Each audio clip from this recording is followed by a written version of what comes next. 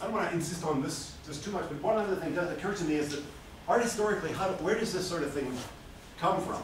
And it's kind of an important question in its own right, because we're seeing more and more of this kind of practice. I mean, it's unique in its own right in terms of being linked to a tradition of painting. That's what makes it nicely ironic. But that isn't what makes it art, of course. The fact that there's paint involved has nothing to do with the fact that it is or it is not art. There's plenty of paint going around that has nothing to do with art, and a little bit that does have something to do with it. But it's not the paint, that's just a nice sort of wink at art history. What's interesting is, though, this fact that he has autonomized himself from the physical and conceptual architecture of the art world, and particularly of its market, and has done so over a long period of time. In other words, he's invented something that might be described as a proto-art world. Instead of us saying the art world all the time, as if there was, in the singular, as if there were only one, no other variant were possible. In fact, this is a sort of an art world. I mean, so at least it's an inspiring idea for art taking place elsewhere. And it's an idea that art historically is linked to Duchamp, but to Duchamp in the way that almost all contemporary practice is linked to Duchamp in some way. This is linked to Duchamp in the opposite way. Let me explain that. In 1966, towards the end of his life, Marcel Duchamp gave a talk at the Houston Museum of Modern Art, actually, which he called a very short talk, a very performative talk, talking art. He called it On the Ready-Made. Or actually, no, On Ready-Mades. On Ready-Mades, plural. And he described the three kinds of ready-mades. The conventional, the standard, as you know, is you take the everyday object and you inject it into the performative frame of the art world. He talked about this is what we call the ready-made. And then he talked about another genre which he'd also practiced to some extent, which he called the aided ready-made. The aided ready-made, which you may remember having from this text, is when you do that, you take like the everyday object, but you make, the artist, make a very minimal intervention. You tweak it, you twist it, but just a little bit. And then you inject it into the performative frame. The interesting thing, of course, about the aided ready-made is that it has become the hegemonic form of contemporary art. Basically, what we call contemporary art, in general, are aided ready-mades. Let's face it. That's worth bearing in mind, too, particularly in the light of the third example and the most interesting example he gives, which is what I'm linked to what I'm talking about here, which is what he calls the reciprocal ready-made. And the reciprocal ready-made is particularly amusing because Duchamp never did any reciprocal ready-mades. And he didn't actually define the reciprocal ready-made. You know that Duchamp never defined anything. He didn't believe in definitions in the universal abstraction. He only was interested in examples. And this is how he instantiated the reciprocal ready-made, through an example. He said, take a Rembrandt and use it as an ironing board. Of course, the reason he said ironing board is because it's so ironic. But if you think what he meant by this example, what did he mean? He meant that you take art out of its performative frame and you give it a use value. Because, of course, the use value is precisely what is put between invisible parentheses, which is bracketed off, when it is made into art. This is the Kantian specificity of art. Kant was a great influence on Duchamp's thinking, because you know, for Kant, art was different than everything else in the world because it was characterized by what he called its purposeless purpose. Purposeless purpose. I'm sure you've been beaten over the head with that notion that Zweck was its Zweck. The The purposeless purpose, not that art is without purpose, its purpose is precisely to have no purpose. But what Duchamp saw was that you could take the self-same object, or activity, or gesture, remove it from that frame, and it would regain the use value that it had lost in that frame. This is what he called the reciprocal. And I would say this type of practice, and actually the practice of hundreds and probably each year more hundreds of artists who are simply quitting the performative frame of the art world to inject their artistic competence, not necessarily their objects, but beyond their objects, even their competence, their energies as artists, into other walks of human endeavor, thereby giving art that use value which it had been deprived of throughout modernity by being trapped within that tautological moment of the performative frame of the art world. But, of course, that trap is a trip. It's got its upside and its downside. In the sense that the fact is that in the absence of a frame, objects, actions, activities, gestures, relations, you name it, are very loath to renounce their ontological stability, to double it up with a second one of being propositions of themselves. And so, hence, the incredibly important role of talking art, not only talking it, but actually of performing it in ways outside of exhibition spaces, outside of frames of reification. A couple of years later, I know I'm giving you 1970s based examples, but we'll move to some really contemporary ones in a second. But this is a good one. This is a really good one. In 1979, the Yugoslavian conceptualist, who was a young guy then, had just finished his studies in Belgrade, by the name of Goran Đorđević. Goran Đorđević, associated with that incredible movement of conceptualism in Yugoslavia, Mladen Stojinović, Marina Abramović, and so on and so on. An absolutely incredible moment, actually, an irreversible moment in our historical memory. Đorđević had an interesting idea, an idea that he didn't entirely invent on his own, but which he'd heard about from an important British artist by the name of Gustav Metzer, and a few other agitators like that, to propose to artists in general what he called an international art strike. So he wrote to artists whom he felt were somehow dissatisfied or disenchanted, or at least publicly critical of the mainstream art world and its values.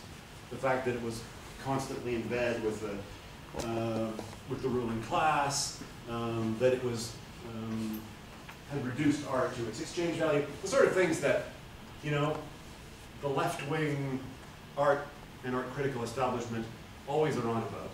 So he picked out those people, and he wrote to them and he said, would you agree to participate in an international art strike? In other words, would you agree to withdraw your artistic labor from the art world for a period of, well, to be negotiated jointly? So he wrote to Hans Haacke and Lawrence Wiener and Mel Ramsden, Tom Moroni, Vito Acconci, Daniel Buren, all these kinds of artists who are well known within the conceptual tradition and have very publicly radical positions. And it's difficult to believe, but of course it's all too believable too, is that they wrote back to him very courteously and very politely, and they all said, no, we will not.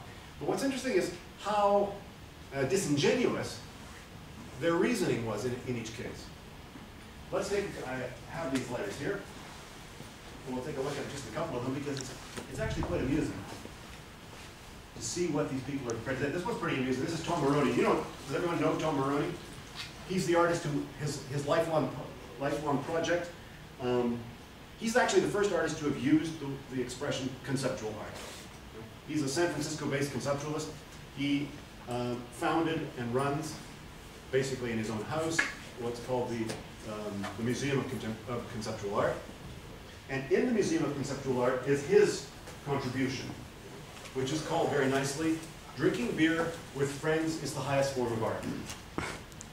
And so, since 1966, when he initiated that project, every Wednesday afternoon, he re-performs or reactivates "Drinking beer with friends is the highest form of art." And if you're ever in San Francisco and you feel like a beer, you should drop by Tom Maroney's because he's happy to serve you, not an excessive amount of beer, but a couple of beers, and over which you will enjoy a conversation. So Tom's answer, I must say, was different than everybody else's. He said, "Dear Goran, I have been on strike against New York City art because they have no respect for art outside New York City. I have not shown my work there ever, and I've been invited under questionable conditions, although I have shown in Europe for years. I have no complaint with the rest of the world and don't see any reason to go on strike against places other than New York. Sincerely, Tom Maroney." So that's a kind of a spirited way of saying no. But most of them didn't find such quirky ways of, here's Carl Andre, you don't have time to look at all of them, Mel Ramsden, Lawrence Wienerble. Just at random, we'll read Wiener's, what does he say? "Dear Goran Dornovich, thank you for your kind invitation to join yourself and other artists in a general strike. I must decline. At this time, I do not see a strike as useful in the attempt to break the cultural repression of the art system, both commercial and academic. I must wish you well and again state that it is, in my opinion, just cutting off one's nose to spite one's face. Your colleague in art, Lawrence Wiener." So this is the argument that they all made. I mean, except for Maroon. They all said, no, if we stop doing art, then the art system will even get worse. We must continue to produce. So apparently invisible to them, they didn't see what he was implicitly critiquing. He was obviously critiquing the productivism of the art world. Produce, produce, produce, produce. Productivism is the dominant ideology of the world. It was one of the only things that communism and capitalism shared. This notion that the only way forward is to produce more. The idea of degrowth, or at least now that degrowth has become fashionable in some ecological circles, it certainly hasn't ever become fashionable in the art world. And the notion of degrowth in art is usually taken as a theme for more art to be made about, or let's make some exhibitions about degrowth, more exhibitions, rather than taking it serious. And so all of these artists felt that, in fact, as he puts it, it would really just be cutting off one's nose to spite one's face. I think the strongest statement of it was made by Hans Hacke, of all people. So we'll take a look at Hacke's answer, and then we'll move on to what I really wanted to get at with this example here.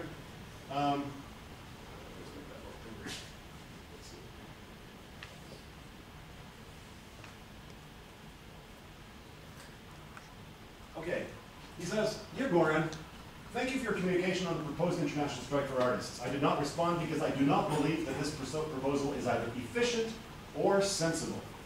Museums and commercial galleries will go on functioning very well without the cooperation of socially concerned artists, and those, of course, would be the only ones to possibly join such a strike.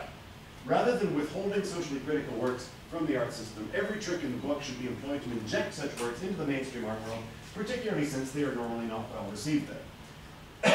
Okay, so this is an all too believable kind of an argument, because it's the kind of argument that you would just expect these kinds of people to make. But it's made in an even more interesting way, and this this is the last example which I'll take, because he didn't just write to artists, he actually also wrote to some critics, and particularly wrote to very important, the most important theorist of concept art, Lucy Lepard. And Lucy Lepard, as you can see, took some considerable time to respond to Goran, and made all sorts of arguments about all the good work that she was doing, and that how important all this was, and how, I mean, implicitly, how the revolution was not really too far off, as long as, you know, they continued the good work. And then she says at this point, and this is really quite an interesting sentence in a whole bunch of ways. She says, as you can see, I place my faith in action, organization, networking. It's interesting, because this is one of the first instances of the use of the word networking, which of course has become omnipresent since then. This is 1979. It's one of the first instances in art critical discourse where we see this word networking. I place my faith in action, organization, networking, this is the clincher, right? Rather than in making voids which I fear would be invisible. This is the one that I like. Making voids which I fear would be invisible. So you see, the fear of the invisible void is really what this is about. And in a sense, the fear of the invisible void is, I think, one of the things that leads to a persistent reticence to see talking art as a viable way for the activation and the performing of art. Because what Gordovich was doing was he was talking about the power of art as an energy, which by not being there as an experiment, not by saying, I mean, all these artists, of course, were responding to a problem which he had never really raised. They were responding in a particularly unartistic way, in a particularly pedestrian sort of way. But the fear of voids which would be invisible is implicitly to say that one trusts presences which are visible. And this is precisely how art has functioned. And it's precisely, I think, now interesting to look back and to, in a kind of counterfactual way, imagine whether this fear of the invisible void was warranted entirely, or if in fact it might not have produced an interesting counter-narrative within the art of the intervening period. And of course, not only an interesting artistic counter-narrative, but a political one as well. And this is precisely, I think, what we see increasingly happening now with an ever larger number of artists who are simply quitting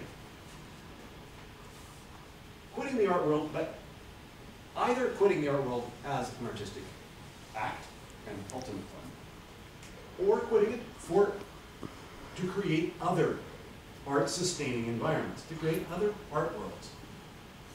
And in my research, anyways, I don't know, this is maybe perhaps a more controversial point, is that I see an increasing number of artists and art-related practitioners who are devoting as much, if not more, energy to the art-sustaining environment where their work can not only survive, but in fact can prosper and flourish, than they are to the production of the work or the objects themselves.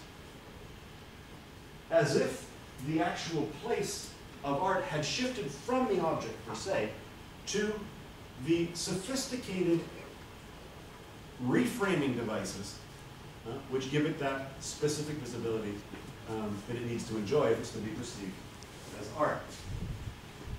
And so I've done a bit of research on this question of art world. Because of course, when I talk about practice, I mean, let me say, what do you call this? Full disclosure, right? Is that I often talk not necessarily about these practices, but similar types of practices. And I'm invariably confronted with challenging questions by saying, well, what kind of an operator are you? What is this operation here? These people wanted to they wanted to do house painting as art, And now you're reframing it in the art world. What's up? What's that all about? Don't you need to respect the ethical imperative of someone who wanted to be invisible rather than making them again visible? Well, of course, there's all sorts of answers to that kind of a line of questioning. I mean, one is that if these are interesting practices, it would be really a shame that they were not available to posterity. They were lost.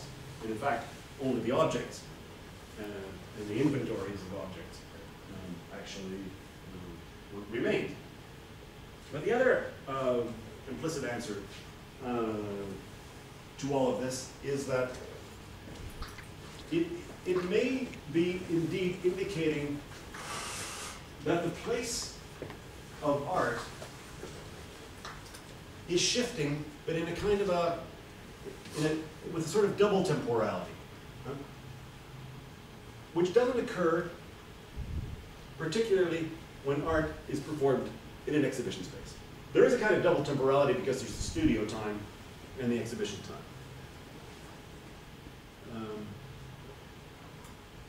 But the art itself is performed in the frame of the exhibition. What we find here is these practices which have withdrawn, because the book is about withdrawal, when they've withdrawn, they take place but not as art outside of the frame. And it's only when they're reterritorialized that then they can be performed as art. But that means that, where can that happen? That could happen, of course, and this is invariably what we see happening now. That can happen, of course, in galleries. We can repurpose galleries as places where actions outside of the frame can be made visible as art and gain that specific visibility. But their architecture was not specifically designed for that, and if we use them for that, they're not really galleries anymore. They're really kind of documentation centers. And it could well be that this displacement of art may lead to an unexpectedly large role for documentation centers as the place of art rather than exhibition spaces. All, of course, begs the question of what kind of a space are we in right now when we're talking art? Well, I would say it's a lecture hall, but it's also a documentation space. Because this is what's happening. There's actually the art is not here, it's only being performed here. It's only being made visible in our minds here. It actually happened in the streets of Houston or wherever.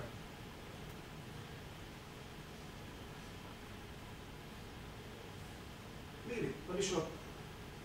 This is an example which I only recently really investigated. Jeff Perkins was described by Namyoon Pike as the ultimate Fluxus underdog. But Jeff Perkins actually is in the Fluxus anthology, so if you are interested in Fluxus, you can actually see an early film that he made of Yoko Ono. Jeff Perkins is not trained as an artist. Jeff Perkins was he's an American, doing his military service in Japan in 1963, when the US was still occupying Japan. And he wanted to buy some drugs, so he asked around, and somebody said somebody else, and so finally he met this guy, said, yeah, okay, I've got some drugs, come by my place and I'll sell them to you tonight. So he comes by, and so they were going to try out the drugs, make sure that they were okay. They lit up a couple of joints, and then this woman kind of walks by, and it's the guy's wife, it's Yoko Ono's, her first husband. And so he gets to talking to Yoko, and he hears about all this weird stuff like John Cage and a bunch of stuff. And so this kind of revolutionized his life. When he ends his military service, comes back to the United States, he's really circulating around in Fluxus circles. He kind of gets it, but he was never trained to be part of this movement. So he needs a job too, so he starts driving a cab. And a little bit like Bernard Bruneau, I must say, for the next 30 years, Jeff Perkins was a New York cabbie, both in order to pay his everyday bills and as a conceptual Fluxus art project, the ultimate Fluxus underground. And at first, Perkins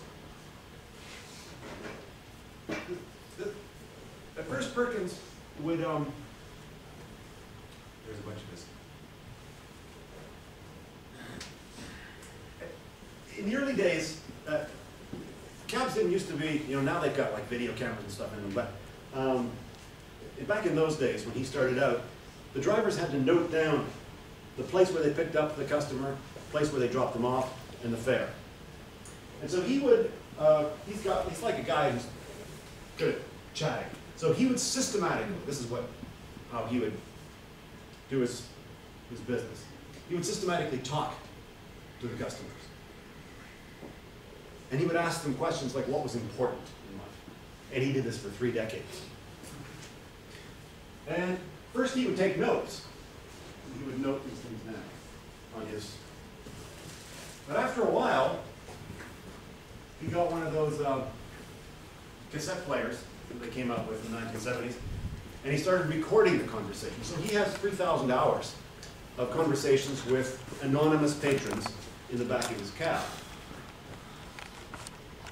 Now, I've never actually even listened to any of these conversations. I mean, I can't imagine that they're of any particular interest. I mean, so the art can't really be in the incredibly witty conversation, because these conversations wouldn't be more or less witty and thoughtful than, overall, any other conversation. But he kept those things anyway as forms of documentation,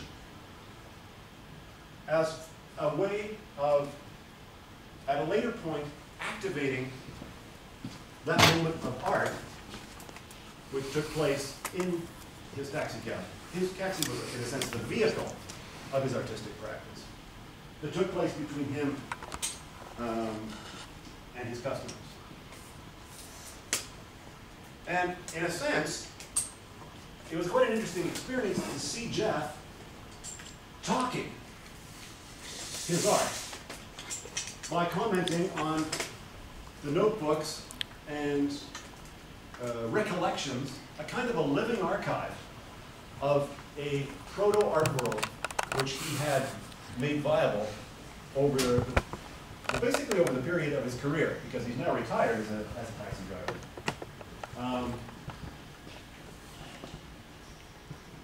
And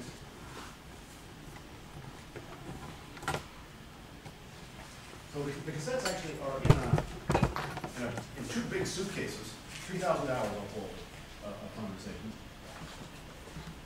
So he set them up like that. It's obviously not an artwork. It's not even a good photograph. It's just a snapshot that I took from my iPhone to be able to talk art.